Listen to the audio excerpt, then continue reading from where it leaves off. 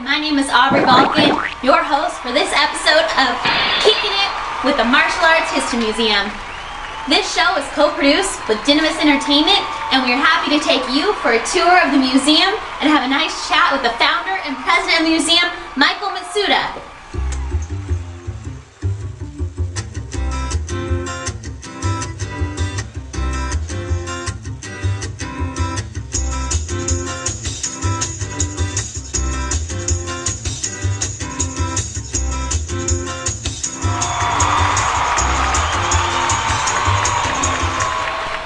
Martial arts is perhaps one of the most unique forms of fighting, coming all the way from Asia to America and the rest of the world. Even though martial arts is thousands of years old, it didn't come to America until the 1820s. It wasn't until the 1940s that martial arts became popularized through films like Blood of the Sun, Seven Samurai, all the way up to Kung Fu Panda. Finally, in 1999, a museum dedicated to the history of martial arts was created by the founder, Michael Matsuda. So, Michael, why don't you tell us a little bit about your background and how you got into the martial arts? Well, Aubrey, I got into the martial arts a long time ago, and I'm dating myself here, in the 1960s when I came into martial arts. I got picked on when I was a little kid, and so to protect myself, my father, who had done judo in the 1920s, insisted I go and learn judo, so that's what I did. I learned judo and then went into karate and then fell in love with the art of kung fu. And I've been doing that for 45 years since. So the martial arts has done a lot for me, and I really appreciate what it has done, and this is kind of my way of giving back. So Michael, why don't you tell us what your inspiration was for creating this one-of-a-kind museum? Well, my inspiration, I think, was I used to do writing a lot. I wrote for the magazines for years.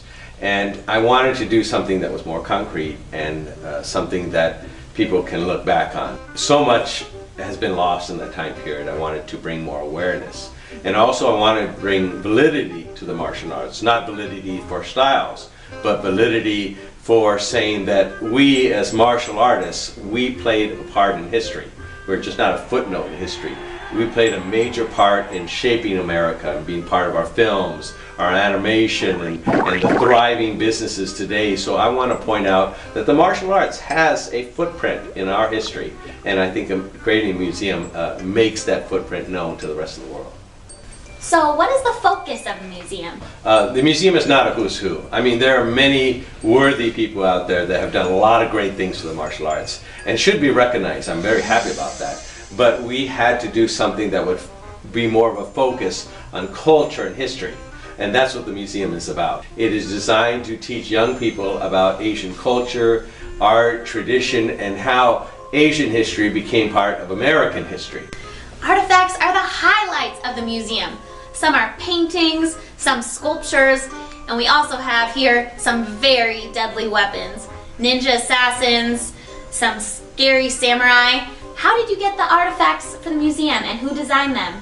We have been doing the museum since 1999, and we were a traveling exhibit. And then when people found out we had a museum and we're trying to open the doors to a full-fledged brick-and-mortar place, they were happy to donate their items. We have one outfit that's from the 1920s, and it was in someone's closet for 20, 30 years, and they didn't want to throw it away. When they heard we had a museum, they brought it over. So getting the items, as a non-profit, we don't have the funds to get the items, but people keep bringing it in. In addition to the museum itself, I understand you have a number of seminars, events, and workshops. Can you go over some of these? I think if we open the doors to events, that gets more people in the door and gets more people learning about different cultures. So we have sushi seminars where everybody gets sushi. We have Japanese dancing. We have sword cutting, samurai sword cutting. We have taiko drumming performances. We have lion dancing. We have martial arts demonstrations. And we have movie previews where the actual stars will be here. But by adding the theater part of it and bringing people here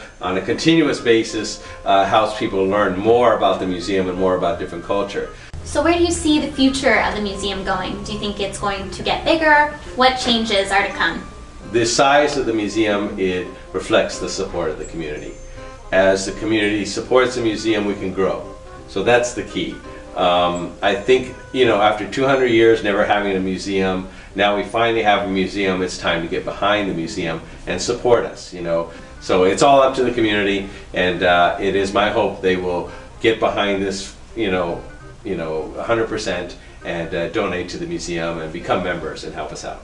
Although the museum is in LA County and there are literally thousands of martial arts schools in Southern California, how does this museum affect martial arts in the US and also the world? Obviously the museum is located here in Burbank and we're surrounded by the studios. And some people think, well, that museum is just for Burbank and Los Angeles, but not quite.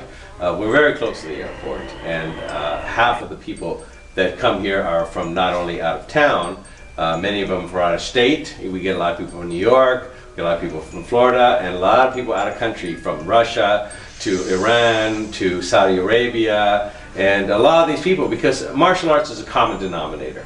I mean, it's a kung fu school in Iraq, there's jiu-jitsu schools in Russia. So it's all over the world, and when they come here to America, they find out about the museum and they visit the museum and then take that information back with them. It branches worldwide, so other people from, Transylvania or different countries can now come here and learn about the history of the martial arts.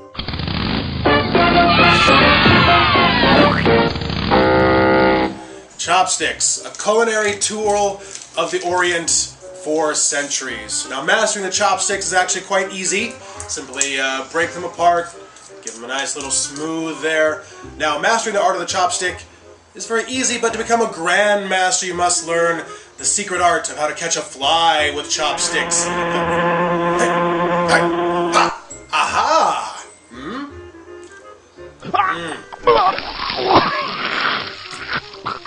Needs salt, but otherwise pretty good.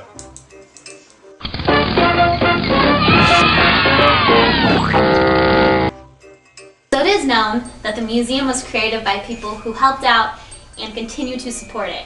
How can someone volunteer and help the museum out? Well, yes, you're correct. It's completely supported by members. Nobody gets paid here at the museum. Volunteers can come and help us out and be docents, can also be security, but the biggest way of helping out is membership. Membership, above all things, help the museum out. Not only financially, but it also, when we go to apply for grants, they look at how many members we have. So membership is a key and important part to the museum. And it is my hope the community will back us up and have many members, and that will not only help us keep operating, but help us thrive and expand. So again, membership is probably the greatest way people can help out. I know people give artifacts, and that's wonderful, and we're very blessed to have those people help us out. But membership is the key to everything, and by expanding our membership, we can expand the museum. The Martial Arts History Museum is a fun place for kids of all ages to enjoy, with scavenger hunts, video displays in each section, and a cultural, traditional look at martial arts. It has something for everyone to enjoy. This is Andree Balkan, and thank you for watching.